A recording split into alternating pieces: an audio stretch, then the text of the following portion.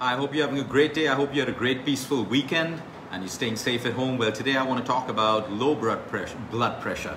We always talk about high blood pressure. We talk about all of these issues, but hypotension or low blood pressure is also a serious problem, and a lot of people suffer from this. What are some of the common symptoms that we identify in people who have low BP? It could be extreme fatigue, extreme tiredness, and sometimes we confuse these symptoms and we start eating more sugar and more carbs, thinking that our energy levels are low, but it could be hypotension, it could be fatigue, it could be a dizzy spell. Sometimes you may faint. You don't always have to faint. You may feel slightly dizzy, you may have to sit down, or you may just suddenly blank out.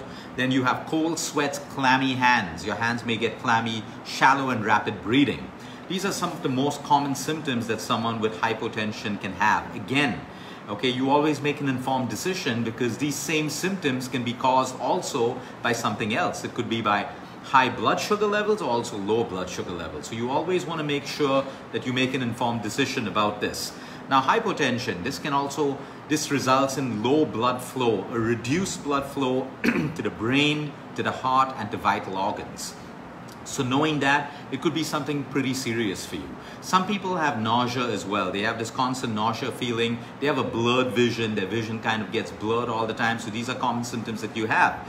Are there ways to fix it? Absolutely yes. Number one, you want to keep your doctor in the loop for this. When there's high blood pressure, low blood pressure, as many remedies as I give you or lifestyle changes, these are serious things, because if your blood pressure goes too low, it can create irreversible damage. So you want to keep your doctor in the loop. There is nothing wrong with medication. The only problem with medication is when we take it like candy and we don't change our lifestyles, when we self-medicate ourselves, we over-medicate ourselves, or we take medicine with the belief that it's going to cure all of our problems and we don't make those lifestyle changes. We have something called postural hypotension, which is something that a lot of people suffer with. Whenever you lie down, you get out of your bed all of a sudden, or in the morning you wake up, you sit up and stand up, and all of a sudden you feel dizzy, or you almost collapse, or you also faint. There's an immediate drop, and this is called postural hypotension. And people with this, they can follow the remedies that I'm about to give you and lifestyle changes, but you have to get up really slowly. You can't just get up and jump out of bed because it's creating a complete drop in your blood pressure. So you got to probably sit up, take a couple of deep breaths, put your feet on the ground, and then slowly stand up. Don't walk, stand for a couple of seconds or maybe a minute, breathe, and then you notice that you feel okay and you can get back to your daily activities. That's called postural hypotension, and you got to take care of it. So what are some of the simplest natural remedies that we have right now that you can take care of this? Number one is eat frequently. A lot of people keep long gaps between their meals. I'm not talking about fasting. I'm talking about long gaps. They're supposed to eat lunch, but they take on a meeting or they have some phone calls and they delay their lunch. They can have a drop in their blood pressure immediately. So if you have constant low blood pressure, you want to make sure that you're eating frequently. Maybe every 3.5 hours. Some people even have to eat every 2 hours. It's different for everyone. Everyone's unique. So what I'm telling you, try. Works for you. You figure out the frequency of your meals and your snacks. Salt. Today, a lot of people, to lose weight, go on these no salt diets, and that's one of the most stupid things that you can do, because salt is required. Sodium chloride is an electrolyte that is required for the functioning of every cell in the organ, your vital organs, and your brain.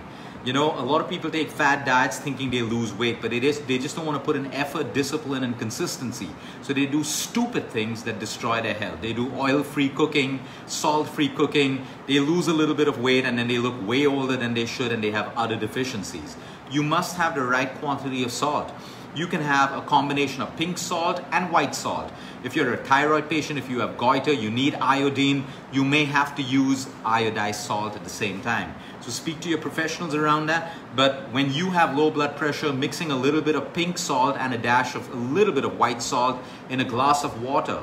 You can add a teaspoon of jaggery and sprinkle a little bit of fresh lemon. You can make a liter of this and sip on it throughout the day. And this can maintain your blood pressure in case you have hypotension. So a little bit of pink white salt, a little bit of jaggery, and a little bit of lemon. Tulsi. Chewing on Tulsi leaves is something traditional to our country. If you can't get those leaves and you can't chew on them, you get Tulsi drops. This is easily available. Get a good brand. You can take 4 to 5 of these drops in water, especially when you have a drop in your blood pressure, and that will help you with your hypotension. Now, coffee caffeine will give you immediate relief. It's not a solution, but if your blood pressure has gone really, really low, a nice cup of black coffee or maybe milk coffee can help you get that up temporarily. It is not a solution. This is just a quick fix, a band-aid method.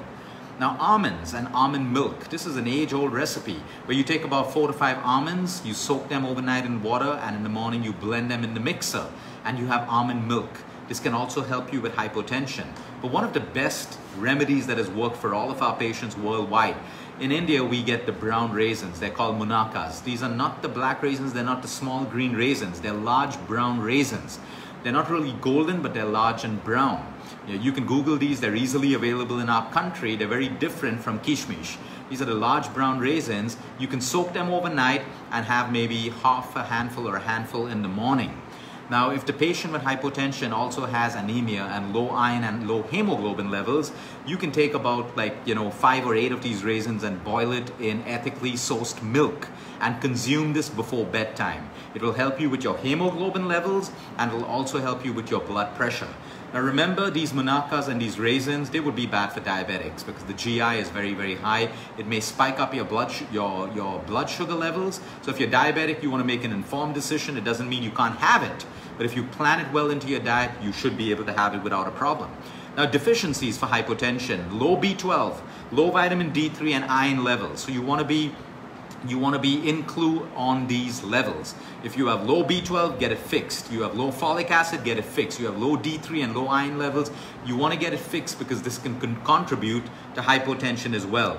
When you have hypotension, you want to stay off the alcohol for a while. You do not want to consume alcohol because that will increase your low blood sugar. You want to check your thyroid gland. If you suddenly, all of a sudden, develop hypotension symptoms, you want to do your TSH test, your T3, your T4, your ATG, and your anti-TPO tests. Because sometimes with a thyroid problem, or if you're developing a thyroid problem, one of the symptoms is hypotension. And of course, your blood sugar levels. If you're diabetic and you have high blood sugar levels which are uncontrolled, it can also lead to low blood pressure. High blood sugar levels can lead to low blood pressure.